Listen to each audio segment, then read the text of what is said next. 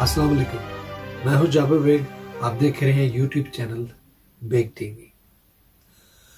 नाज़रीन, ये एक बड़ी कड़वी हकीकत है, कड़वा सच है कि आज के इस दौर में वो लोग बहुत ज़्यादा कामयाब होते हैं, बहुत ज़्यादा अमीर होते हैं, बहुत ज़्यादा पैसा कमा लेते हैं, जो लोग झूठ पे, चालाकियों पे यकीन रखते हैं, जो लोग दो नंबरियां करते हैं, अपनी जुबान के हेर फेर से बड़ी अच्छी तरह वो वाकिफ हैं और उसका इस्तेमाल बड़ी अच्छी तरह से करते हैं, बटरिंग करते हैं, इस चीज़ के बाहर होते हैं।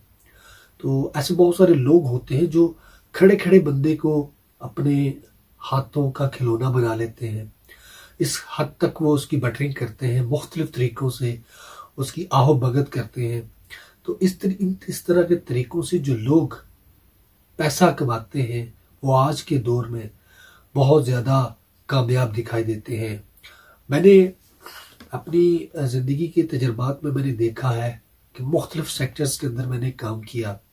मैं जहाँ कहीं भी रहा, जो लोग झूठ पे, फ्रॉड पे, चालाकियों पे, हेरा फेरियों पे यकीन रखते हैं, वो किसी हद तक आज के इस दौर में, आज के इस माशरे में बड़े कामयाब दिखाई देते हैं। उनके पास तकरीबन सब कुछ होता है, वो सब कुछ हासिल कर लेते हैं, वो अच्छे अच्छे बड़े बड़े ताल्लुकात कायम कर लेते हैं, उनकी जॉब्स अच्छी हो जाती है, पैसा बहुत अच्छा कमा रहे होते हैं। लेकिन जो चीज़ उनके पास नहीं होती वो है इज्जत। ईमान से वो पहले ही महरूम होते हैं। अगर ईमान हो तो वो दो नंबरी करे ही ना। तो ऐसे लोगों के पास इज्जत नहीं होती, उनका एहतराम नहीं होता। लोग सामने या उनके पीछे उनको बुरा भला जरूर कहते हैं, उनको गालियां जरूर देते हैं। तो ये वो चीज़ है कि जो आपको दुनिया में किसी हद तक तो वो कामयाब आप अपने आप को समझते हैं, लेकिन असल में दरअसल आप कामयाब नहीं होते। ये धोखा होता है, ये एक नज़र का फ्रेब होता है, ये कुछ देर की खुशफहमी होती है कि ऐसा बंदा ये समझ रहा होता है कि मैं इस तरह के ओछे हथकंडे इस्तेमाल करके पैसे कमा रहा हूँ और मेरी बड़ी बल्ले बल्ले हो रही है, मेरे पास सब कुछ है, गाड़ी बंगला और बैंक बैलेंस है। लेकिन अगर आपकी लोगों के दिलों में कदर नहीं, इज्जत नहीं, एहतराम नहीं, वो लोग आपको ये जानते हैं, वही लोग जिनको आप मसाले लगाते हैं, बटरिंग करते हैं, वो आपको जान तो चुके होते हैं, लेकिन फिर बवजह मजबूरी कुछ उनकी भी मजबूरियां होती हैं, मजबूरियां से इसमें के कुछ फ़ायदे उन्होंने भी हासिल करने होते हैं। इस वजह से वो भी आपकी इस तरह की चालाकियों को बर्दाश्त करते रहते हैं, वो आपको सामने बताते नहीं है। लेकिन जो लोग मेहनती होते हैं, हार्ड वर्कर होते हैं, उनका ईमान मजबूत होता है, वो हर तरह का सख्त काम कर लेते हैं, लेकिन वो शॉर्टकट रास्ते अप्लाई नहीं करते, दो नंबरियां नहीं करते, झूठ, फ्रॉड और मक्खन लगाने से वो दूर रहते हैं। वो लोग ज्यादतियों का शिकार होते हैं, उनके साथ नाइंसाफियां की जाती हैं, उन्हें हर मुमकिन दबाने की कोशिश जरूर की जाती है, लेकिन वो खुददार होते हैं, गैरतमंद होते हैं। उनके दुश्मनों के दिलों में भी इज्जत और एहतराम होता है और वो ये जानते हैं, उनके दुश्मन, कि ये वो लोग हैं जो कंप्रोमाइज नहीं करते अपनी ईमान पे, अपनी गैरत पे, अपनी इज्जत पे। ये डटे रहते हैं, जमे रहते हैं, लगे रहते हैं। तो ऐसे लोगों की दुनिया में भी इज्जत होती है, कब्र हशर में भी ऐसे लोगों की इज्जत होती है। हमारे बदकिस्मती से बहुत सारे बड़े बड़े बिजनेसमैन लोग भी मैंने देखे हैं कि जो ऐसे लोगों की सपोर्ट करते हैं, जो बटरिंग करते हैं, जो चालाकियां चलते हैं, वो उनकी आंखों का तारा बन चुके होते हैं, क्योंकि आदत पड़ जाती है तारीफें सुनने की। तो इस तरह भी जो बिजनेसमैन लोग होते हैं, जो मालिकान होते हैं, वो भी अपने जो मेहनती हार्ड वर्कर जो वर्कर होते हैं उनके साथ ज्यादतियां करते हैं, तरह तरह की हुज्जतें बयान करते हैं, इस वजह से हम आपको कम पैसे दे रहे हैं, इस वजह से हम आपको ये सहूलत नहीं दे रहे। तो ये एक तरीका होता है, तरीका वारदात होता है, एक मजबूर बंदे की मजबूरियों से खेलने की एक साजिश होती है, जो कि दुनिया के अंदर शायद ऐसे लोग उससे फ़ायदा तो ले लेते हैं, लेकिन रब की ज़ात वो देख रही होती है कि इस तरह से लोगों का इस्तेहसाल किया जाए, गरीबों के पैसे लूटे जाए, उनका हक मारा जाए, तो अल्लाह की ज़ात दुनिया में भी, कब्र में भी और आखिरत में भी पकड़ती ज़रूर है।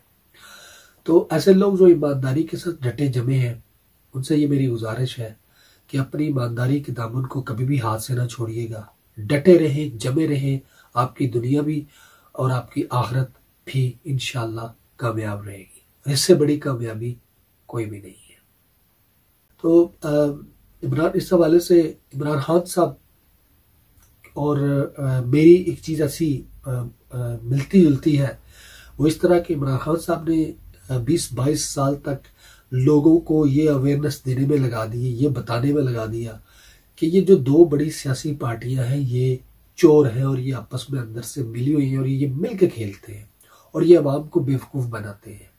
22 सालों के बाद फिर लोगों ने देखा, पूरी दुनिया ने देखा कि ये बात सच साबित हुई और वो जितने भी चोर थे, जितने भी लुटेरे थे, वो अपने आप को बचाने के लिए इकट्ठे हुए और वो एक साथ मिलकर इमरान खान के खिलाफ खड़े हुए और उन्होंने ये इत्तेहाद किया और ये बताया कि हम लोग इकट्ठे हैं। तो साबित हुआ कि चोर जो थे वो अपनी चोरी को बचाने के लिए उन्होंने सोचा कि हम 8, 10, 11 मिलकर इस अकेले को दबा लेंगे और अपनी चोरियां छुपा लेंगे, लेकिन ऐसा नहीं हुआ। बहुत सारे लोगों को अल्लाह ने हिदायत दी और वो समझे और वो सही रास्ते की समझ जो है वो पलट गए और ऐसे चोरों की जो बैक वो पे वो खड़े थे वो पीछे हट गए। तो इसी तरह मेरी भी ज़िंदगी के कुछ ऐसे एक्सपीरियंसेस गुजरे हैं कि मैंने भी ज़िंदगी में जहाँ कहीं भी काम किया, ईमानदारी से अल्लाह के फजल से हक और हलाल का निवाला खाया और जहाँ कहीं देखा कि कोई ज्यादती कर रहा है तो उस ज्यादती के खिलाफ आवाज़ उठाई और न सिर्फ अपने लिए बल्कि दूसरे लोगों के लिए ज़्यादा हमने जहाद किया।